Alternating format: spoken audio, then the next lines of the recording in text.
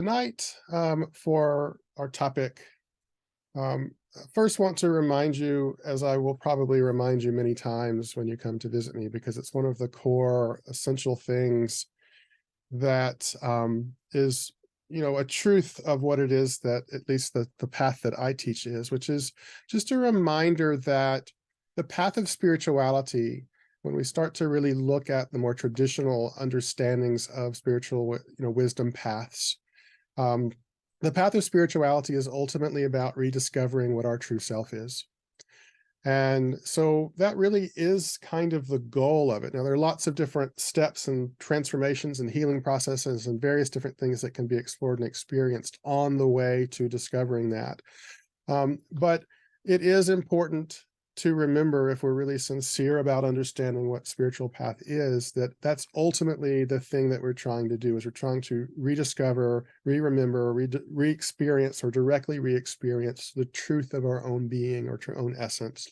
And so prior to a spiritual path, most people have believed that the ultimate self is the individual human experience. And even sometimes after we get on our spiritual path, we continue to kind of be guided towards, and maybe even a little enamored of our human experience as well. And none of that is right or wrong. But if we're understanding what we're trying to actually do, we're trying to rediscover the truth of ourselves. And so the spiritual path invites us to explore that our true self is beyond the human experience of the body, emotions, and mind that most of us have spent a lot of time bringing awareness to. And our human experience arises within our true self as awareness or consciousness or spirit. But our true self is not limited by the human experience. So again, the human experience itself is also not the problem, which is part of what we're going to be talking about tonight. So some approaches to spirituality suggest that in order to experience our true self as spirit, that we must rise above or transcend our human experience in the world. And many spiritual teachings and meditation techniques are often influenced by this way of thinking. And so there are lots of different spiritual teachings and spiritual paths. But at the level of non-duality, which is part of where I teach, there are sort of two primary paths of how people go about the experience of non-duality, of the reconnection, rediscovery of our true self, which again is defined as being pure consciousness or pure awareness beyond the body, beyond the human experience, beyond the physical experience for that matter. And so I'm going to start with one of the versions of non-duality that takes a very different approach to what Tantra is. And then I'm going to kind of bring it back around to why Tantra is kind of unique and helpful to us. So there are two different sets, and the first one is sometimes referred to as Advaita Vedanta. The suffix or the prefix a means not, Dvaita means two, so it means not two. And so Advaita Vedanta takes the approach of agreeing with what I said earlier, which is that our true self is ultimately pure consciousness or awareness. And some people might call that spirit. So our true self is spirit, we could also say, okay? And so in the Advaita Vedanta teachings, there is this understanding that the only thing that truly exists is our true self as pure consciousness, and that everything else that we might experience, the world, the idea of ourself being human, all the various experiences through the senses, et cetera, that becomes defined as being an illusion, that it is not true, it is not real, that the only thing that's real is actually spirit, consciousness, awareness. Everything else is really a distraction from that truth. This is the philosophy that I'm just sharing you with the philosophy.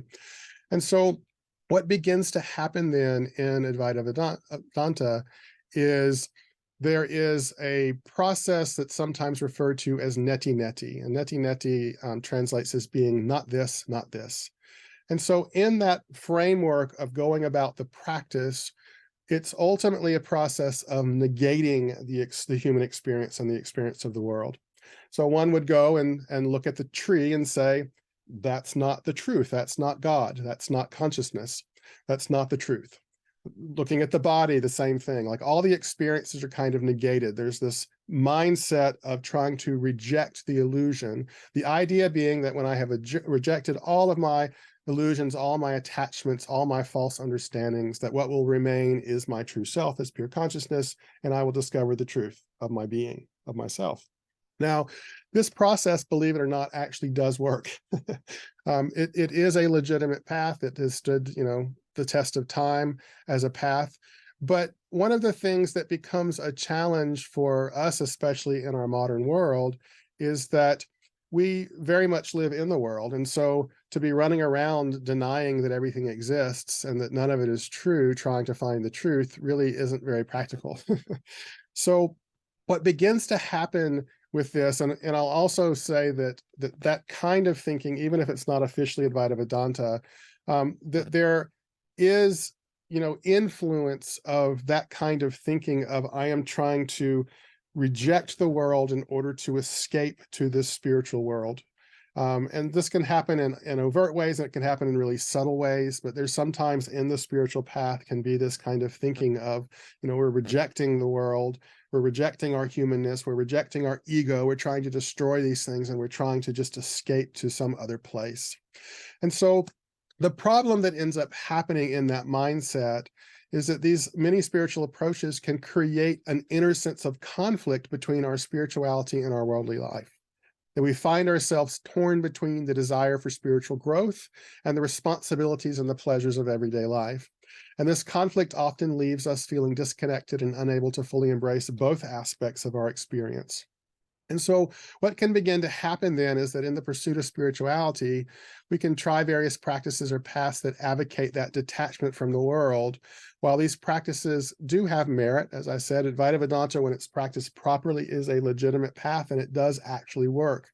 But they can sometimes lead to a sense of escapism, a feeling of being separate from the world and its experiences. And this disconnection can prevent us from fully embodying our spiritual truths. So in an effort to be more spiritual in this kind of way of thinking, we might actually end up bypassing our practical human needs and experiences, for instance. We may begin to consciously or even unintentionally imagine that our human and our worldly experience is less than our higher spiritual aspirations. We may start to create an inner conflict between our ego and our true self, for instance. And I witnessed this in many forums as well as people that I've actually talked to in real world, of sort of imagining that the ego is less than, of judging our own self, of questioning our motivations. Is it just the ego, or is it my truth? Is it my intuition? And also even getting to places sometimes of judging the ego of other people, of, sort of having almost like a pat answer of dismissing someone else's ideas, thoughts, motivations by just saying, oh, that's just your ego, rather than really being with that experience, like the human experience that they're actually having. And so it can become kind of a way of dismissing things, which tends to lead us to really avoiding being fully present, fully mindful of, and embracing and accepting the truth of the moment of what's actually happening.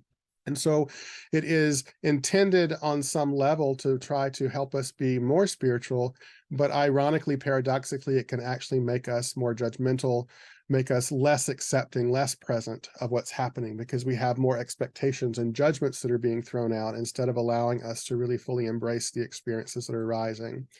And so in this inner conflict, we may end up sort of justifying even self-defeating behaviors through spiritual concepts. One of the things that Advaita Vedanta will teach, actually, for instance, as I mentioned earlier, is that everything's an illusion, that your human character doesn't actually even exist, that in the grand scheme of things, that nothing even really matters because it's all an illusion. And so if we take up that concept in a very intellectual way, and start trying to manage our daily activities from that perspective, then this can create some, mental ideations that because it's all an illusion and nothing matters, then there's no need for me to do anything, that it doesn't matter what actually happens to my character.